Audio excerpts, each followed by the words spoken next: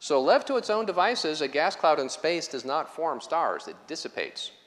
Gravity is at work here, but gravity is weak compared to gas pressure, which is much stronger, drives the molecules apart, the gas cloud goes away. Are secular astronomers aware of this whole formation problem? Well, yes, they are. And they have several proposed solutions. They have compression, cooling, and collisions are the most popular. So let's talk about these for just a moment. So the person in the clip that I just showed is named Psarris, and he goes around the country giving talks about how science can't explain this or science can't explain that. And in this particular clip, he was, originally he was asking the question, how does an extended cloud of gas in space get compressed to the point where gravity takes over and it can collapse into a star? And he's saying, this is some big unsolved problem that astronomers have that they don't understand. And furthermore, he claims that astronomers have come up with 3 possible explanations for how extended clouds of gas can get compressed into dense clouds. And he calls them compression, cooling, and collisions. And we'll look at each of these in turn in a minute. But first I want to explain what astronomers actually say about how the star formation process gets started. How do you actually take clouds of extended clouds of gas and compress them to the point where they can become stars, or at least to the point where gravity, you have a self-gravitating object that can later collapse into a star. Okay, now the actual scientific explanation for this is turbulence, and the basic idea is if you have a gas and you inject kinetic energy into it somehow, if you inject it fast enough, you're going to create turbulence. The kinetic energy is going to break apart into vortices or eddies or whatever, and the end result is that the cloud, the fluid velocity at each point in the cloud is going to be random. It's going to fluctuate randomly. Okay, that's what turbulence is. Random fluctuations in the velocity of the gas due to injecting kinetic energy at a sufficiently high rate. Okay, that's one way to think of it. Okay, now this, if you start with a gas cloud that's relatively uniform and you make it turbulent, it's going to become non-uniform. The density is going to become non-uniform because remember, the velocity is randomly fluctuating at each point. So there's going to be some regions in the gas where the velocity field just so happens to be converging, which means that at that point the density is going to increase because you have gas that's coming to the same point in space. So the gas is piling up and the density is increasing. Similarly, at some locations in the gas, just by chance, the turbulent velocity field will be diverging. So at that point you're removing mass from this location, and so the density decreases. Alright, now normally we would think that the high density regions would disperse after they form because this fluid velocity is transient. So the fluid velocity is random, so there'll be a short period of time where the fluid velocity is converging, and therefore the density is increasing, but then it'll go back to whatever else.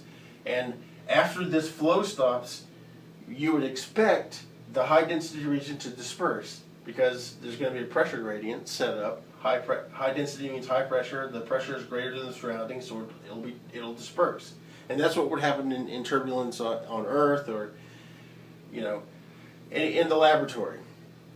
But in space, you can't ignore gravity, and so in space, if we're talking about a gas cloud in space, if we focus on a region where the turbulent flow is converging, if this flow lasts long enough, by chance it lasts long enough, that if it lasts sufficiently long, the density might increase in this region to such a high value that it becomes self-gravitating. So if you take this region, and this is to zoom in on it, if the converging flow lasts long enough that the density gets high enough, then There'll be there's still, see, the red arrows are gas pressure, so there's still going to be a gas pressure, a force due to the pressure gradient produced by high density surrounded by low density. But if the density is high enough, the gravity of the region, the gravity of the gas in this, at the center of this converging flow, might be sufficiently strong to balance the gas pressure. So if, and then you have, that's called hydrostatic equilibrium if it's exactly balanced. So, and then, you know, we would say that the gas is self-gravitating. Its gravity is what keeps it from expanding, from re-expanding and dispersing. Okay? So this is the actual explanation for how extended clouds of gas get compressed to the point where gravity takes over, turbulence. And in particular, it's in the regions where just by chance the turbulent flows are converging, and they have to converge long enough to produce a high enough density so that the gravity of the region prevents the gas that's in that region from re-expanding. Now we can go a little further. This is the basic process, but in spiral galaxies, this happens in a particular way. So let me talk about that. So here's a spiral galaxy. If you're looking down on it, it's face on. So a spiral galaxy has a disk. There's a bulge at the center, and then you have these spiral arms that come out of the bulge. Now, if you remember from my episode 2, the spiral arms are not made out of stars. They're regions where the density just happens to be higher than normal. And if you focus on a particular star or gas cloud, it'll go, as it orbits around the galaxy, it will start, it may start at some point outside of a spiral arm, then it will enter a spiral arm, and then it will exit the arm, and then, repeat over and over again. So, let's focus on gas that starts outside of a spiral arm and see what happens to it as it enters the arm. So out here, in between the arms, the density is very low, the gas is very extended, and the gas, by the way, this is a zoom in on just this region. Okay, so there's the bulge and this is an arm. So outside of a spiral arm, the gas is in atomic form, which means that the hydrogen is just made out of hydrogen atoms, not hydrogen molecules. And the reason is because when the density is low, if you form a hydrogen molecule, it'll break apart because of the UV photons coming from the stars in the galaxy. They emit UV photons that are energetic enough to dissociate a hydrogen molecule. Now, as the gas approaches the spiral arm, the gravity in the spiral arm causes it to speed up. And so that when it reaches the spiral arm, it's going to be traveling faster than the speed of sound of the gas that's in the spiral arm.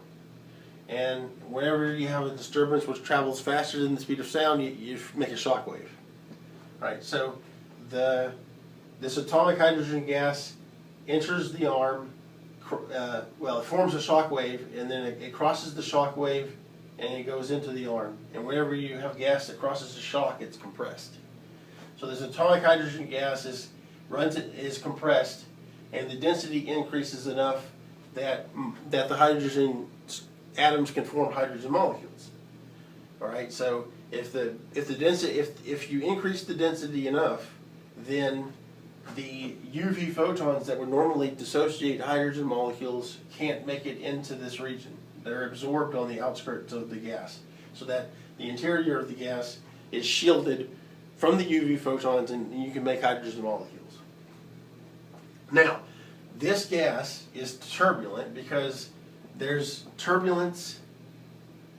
Basically, there's turbulence in every gas in the galaxy, and at every scale, every length scale, is turbulent. And so there's different things that drive the turbulence. Okay, supernova can drive turbulence. High energy radiation from stars, stellar winds can make turbulence. Also, turbulence is going to happen at the shock wave. As the gas hits the shock wave, it generates some turbulence. And there's also gas falling on from the intergalactic space falling onto the galaxy, and that makes turbulence. So this gas is going to be turbulent, and maybe the turbulence increases a little bit as it in the arm due to this collision. But the point is that it's turbulence, and so what's going to happen is turbulence is going to make the density in this region not uniform. Some regions will be denser than others because in the converging flows, the regions in the converging flows will have a higher density than the regions that happen to be in diverging flows. Okay, so what's going to happen is those regions which happen to be denser than average are going to condense.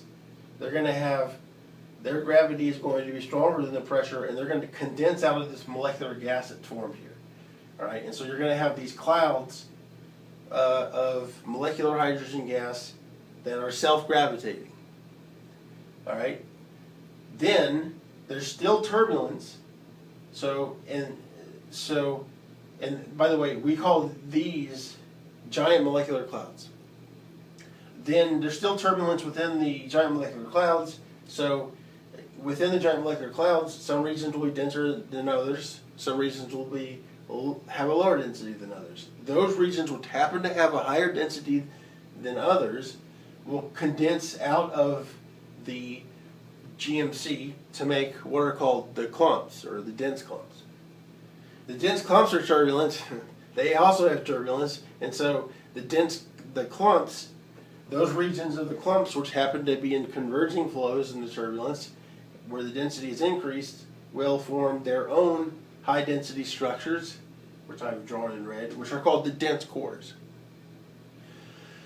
And it's the dense cores that collapse into stars, because on the scale of dense cores, the turbulence is dissipated. I didn't talk about dissipation, but if you don't drive turbulence, then eventually it'll dissipate. The kinetic energy of the kinetic energy of the fluid moving around will be converted into heat, and then the heat by friction, and then the heat will just radiate away. Anyway, so the turbulence in the cores is going to be dissipated, and once it's dissipated, and once the magnetic fields are also destroyed, then the cores will collapse into stars. So you'll form a cluster of stars, all right, and then eventually the energy from the stars is going to blow the gas away, and so the giant molecular clouds will dissipate, and you'll just be left with stars. All right, so to summarize, the way that the big picture of star formation in a galaxy like the Milky Way is atomic gas in between the spiral arms. And then you hit the spiral arm, you form a shock wave which compresses the gas. It becomes molecular gas because the density is high enough to shield the gas from the photons. But this gas is turbulent, and so the regions which happen to be higher, have a higher density than average, condense out and form giant molecular clouds. And within the giant molecular clouds, there's also turbulence, and that causes the regions that happen to be denser to become clumps. And within the clumps, there's also turbulence, and so the higher density regions within the clumps become cores. At the level of the cores, though, the turbulence is dissipated. Magnetic fields and gas pressure are dissipated, so the cores will eventually collapse into stars. The energy from the stars will then remove the gas, and you'll be left with just stars. Now, let's actually, one more thing. This is how it works in spiral galaxies. In elliptical galaxies and S0 galaxies, they don't really make stars. So the only other type of galaxy that makes stars besides spiral is irregular. And in an irregular galaxy, of course, there is no spiral arms. So in an irregular galaxy, the star formation is entirely driven by turbulence. And so it just happens at random locations within one of the reasons why irregular galaxies look weird is because because the star formation that's happening at these random locations in the galaxy, and so we're seeing this very crazy sort of thing, which is completely different than a spiral galaxy where the stars form in the arms. So anyway, let's compare what astronomers actually claim to what Spike Psarris thinks that astronomers think. Compression occurs when a supernova explosion, like this guy here, goes off next to a gas cloud. A supernova is a very violent explosion in space. The Crab Nebula, for example, is the leftover remnant of a supernova that happened in the year 1054. Chinese astronomers watched this happen, and it was visible in the daytime for a number of days. So big explosions in space, and the idea is the explosion happens next to a gas cloud. The shock front from the explosion compresses the gas cloud and does so enough that the compression kind of kickstarts gravity. I mean, gravity is already there anyway, but it compresses the cloud to its volume is small enough that gravity can then take over and stars begin to form. What Spike Psarris is referring to is something called triggered star formation, or maybe induced star formation. And it's an outdated idea, sort of, where you have a star in a gas cloud, the star explodes as a supernova, the supernova sends a shock wave out, and when it crosses the cloud, it compresses the cloud.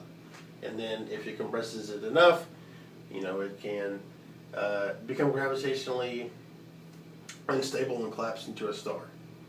All right? Now, this is not part of our modern understanding of star formation. I mean, this is an old idea. In our modern understanding of star formation, supernova contribute to turbulence, and it's turbulence which causes gas clouds to be compressed to the point where they can collapse into a star. So, this is the triggered star formation, but in reality, the role that supernova play are, you have a supernova in some place in the disk. So this is the galaxy, the spiral galaxy. There's the disk and the arms and the bulge. It explodes as a supernova, and that injects a large amount of kinetic energy into the interstellar medium, which is turned into turbulence. And then that contributes to the turbulence in the interstellar medium, so that, when the gas finally makes it to an arm, it still has some of that turbulence from the supernova. And as we talked about before, it's that turbulence that the gas has mostly in the interstellar medium before it hits the arm. It's that turbulence which is amplified by the arm that turns gas clouds into giant molecular clouds, and then it subdivides it into clumps and cores and so on. Secular astronomers also invoke cooling. So we had compression, now there's cooling. And the idea here is that a supernova blows particles into the cloud. So, for example, if you have a pot of water on the stove that's just barely beginning to boil, and you pour a bunch of rice into it, what happens to the water? It stops boiling, right? Because the rice absorbs that heat. Well, same thing here. If you blow a bunch of particles into a gas cloud, that absorbs heat from it. And the way gases work, if you cool them down, they shrink. Their volume goes down, which makes gravity stronger because it's a smaller volume, and then, again, maybe gravity can take over and make stars. This is by far the most wrong of the three ways that he thinks astronomers think that you can take a gas cloud and compress it so that it becomes dense enough to make a star. All right, so he seems to think that astronomers think that you have a star, that it explodes. Well, you have a star and then there's a gas cloud nearby. The star explodes as a supernova. Somehow you make cold objects in the supernova. You throw them so they travel across space and make it in the cloud, and then the cloud absorbs, or the cold objects absorb the heat from in the gas by conduction, and that allows the temperature of the gas to fall so that the gas can collapse into a star. But there are lots of things wrong with this, and I'm just going to pick two. First, gas clouds cool by radiation, not conduction. You have a gas cloud in space that's constantly emitting photons. It's this emission of photons that cools the gas.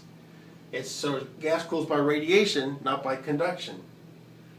Secondly, the objects or the entities that are emitting the photons, which are carbon, oxygen, CO, and dust grains mostly, they're not thrown into the gas by supernova.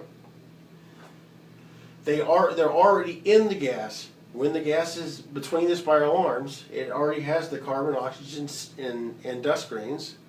And then when this gas enters the spiral arm, it's compressed and makes the giant molecular clouds and clumps and cores and so on.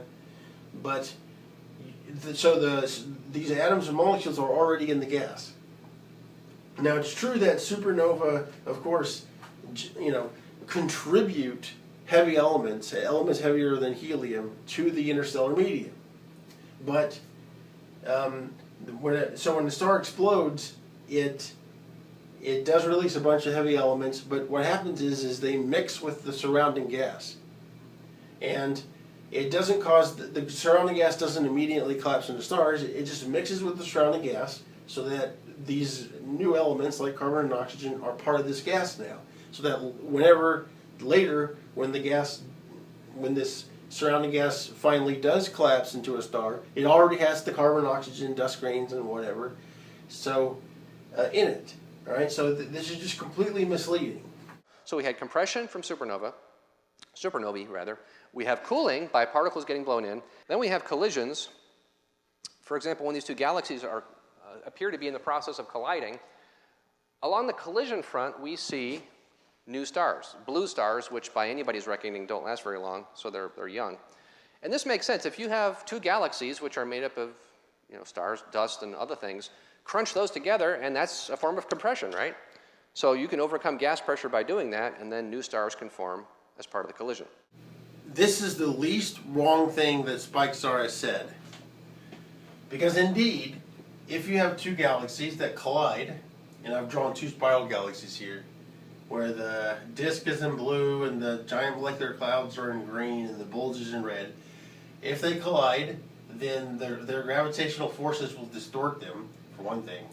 And during the collision, some of the gas clouds that belong to each can collide with gas clouds that belong to the other, and then you can make larger giant molecular clouds. So the problem though is that it seems like Psarris thinks that what's happening is the two clouds, one from each galaxy, collide, and that during the collision, it's the compression that is what makes the gas cloud become dense enough for gravity to take over and turn it into a star.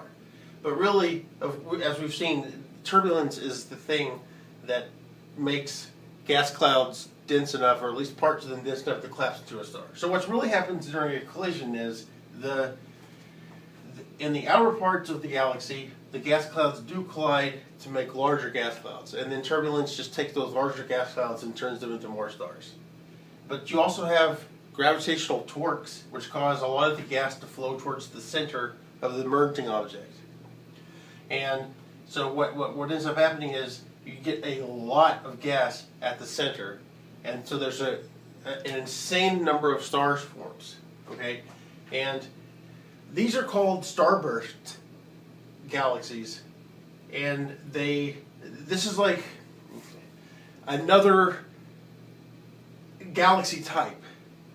We've talked about how spiral galaxies make stars and their spiral arms, and how irregular galaxies make stars where the turbulence happens to make converging flows.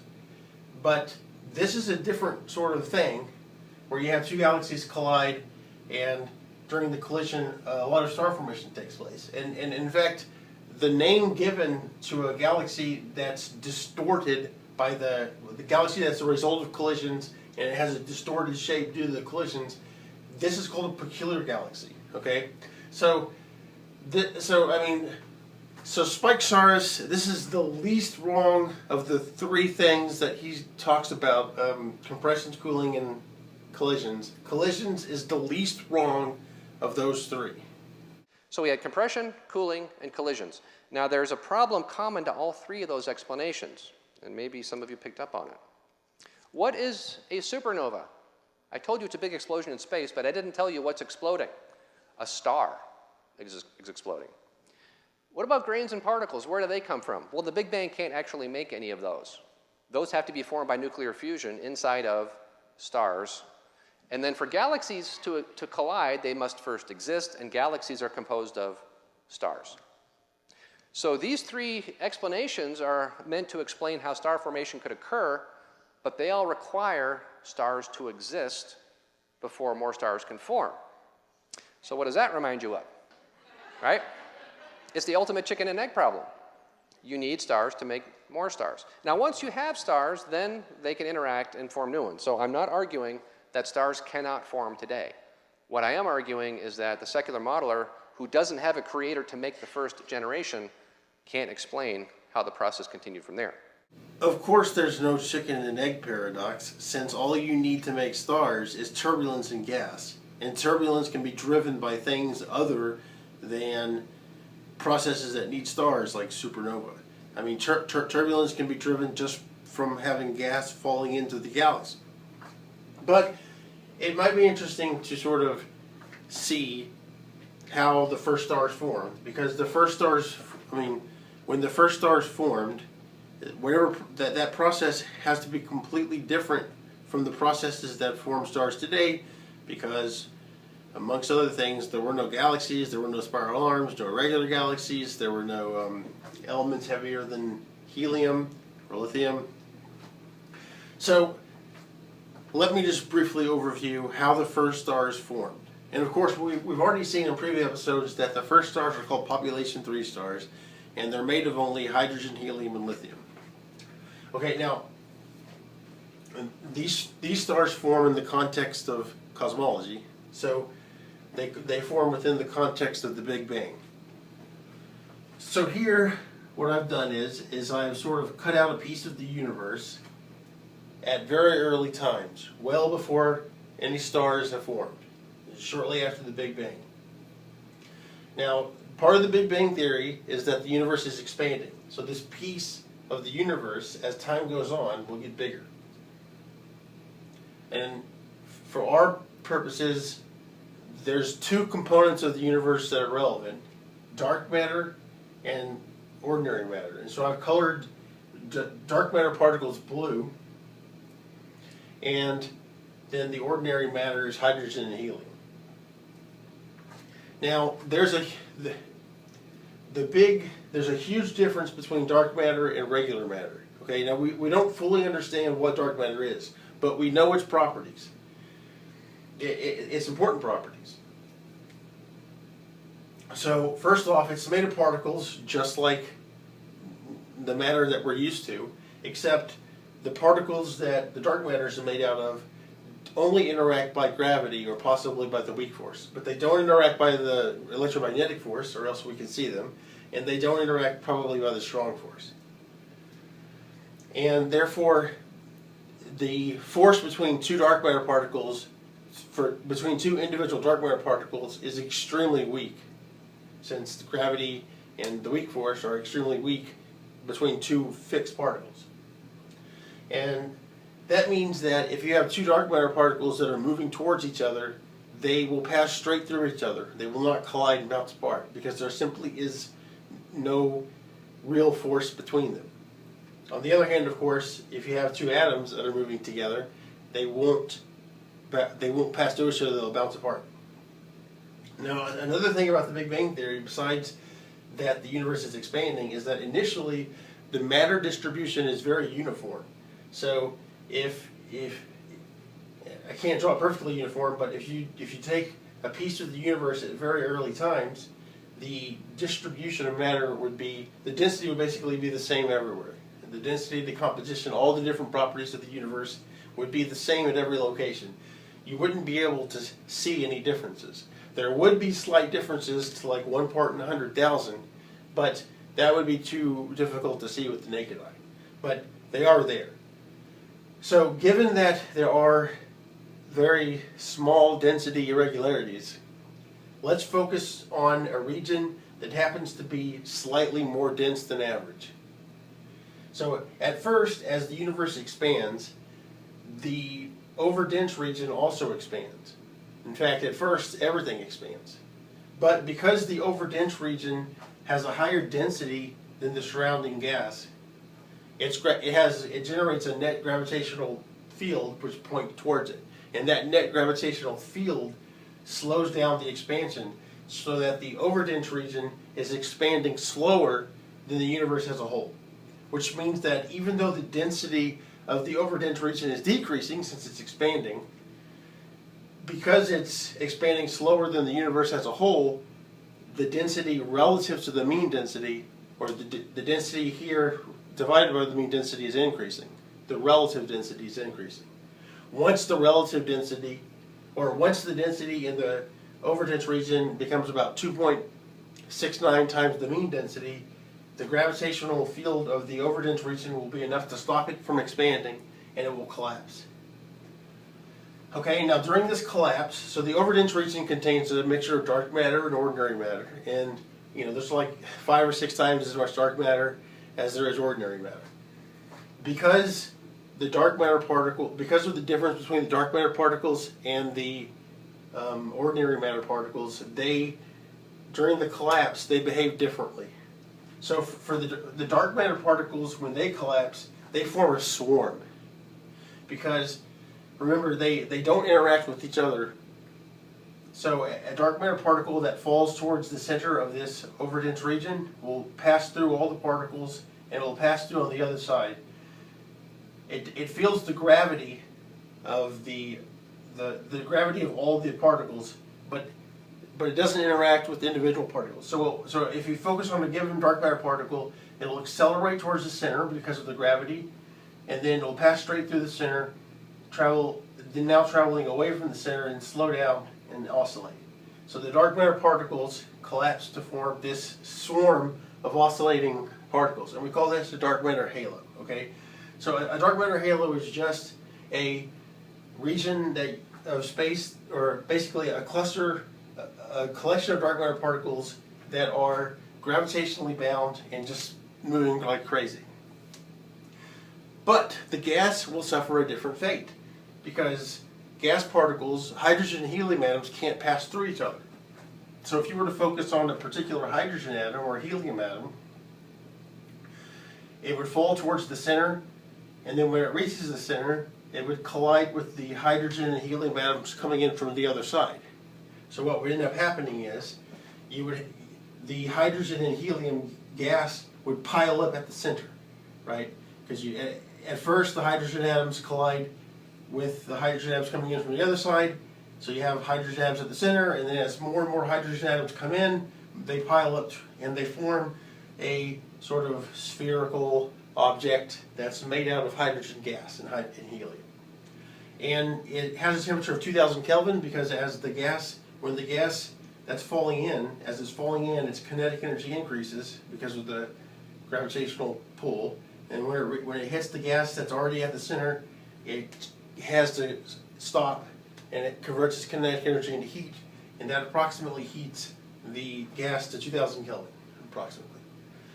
Now, this is the dark matter halo in blue, and if you do calculations, like in actual simulations, they show that basically this object has a mass of about 1 million solar masses, and it's about 600 light years wide, and these things form they first start forming approximately 200 million years after the Big Bang.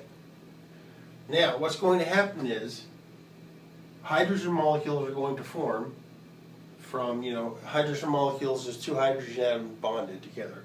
So hydrogen molecules, there's actually already some hydrogen molecules that have formed out here, but as the gas gets denser towards the center, it's easier to form hydrogen molecules. So more and more of the hydrogen gets locked up in hydrogen molecules.